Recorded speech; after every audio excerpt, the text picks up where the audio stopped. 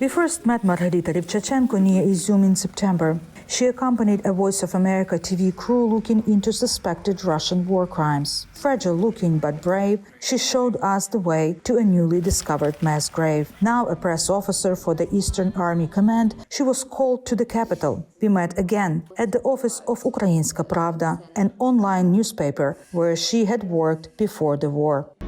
When the Russians marched on Kyiv in February 2022, Rivchachenko's father signed up for the military and so did her boyfriend. She decided to do the same, enrolling in the territorial defense. I think that if I had a gun, I would do something more for my life.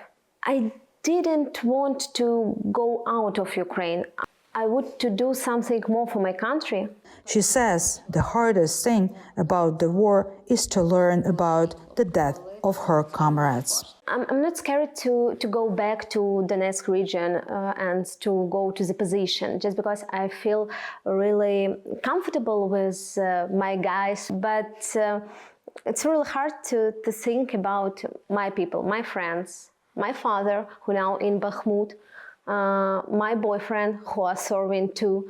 So it's not hard to serve.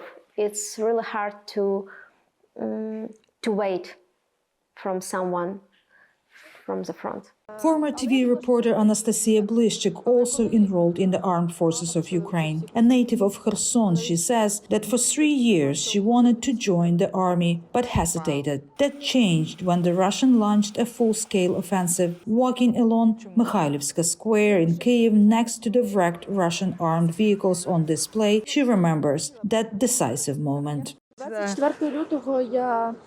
On February 24th, I took my fiancé, a journalist, a soldier of the 95th Air Assault Brigade, Alexander Makhov, to the military commissariat. On February 25th, he called me and said, "How are you?" I said that I would sign up for the military, and he supported my decision.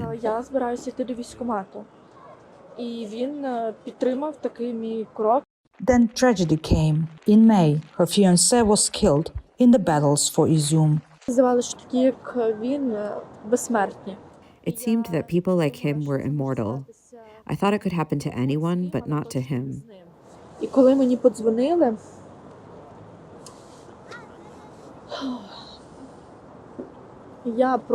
And when I got the call, I didn't want anyone to hear what I heard.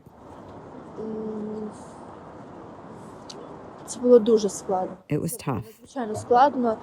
Nearly a year later, away from the front, despite big victories, her grief is still raw.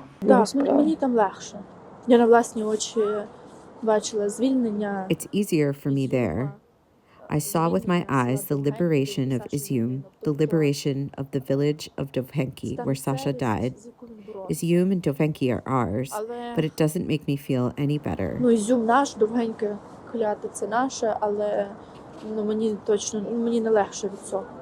Blishchik, who is eager to go back to the front, explains what victory means to her.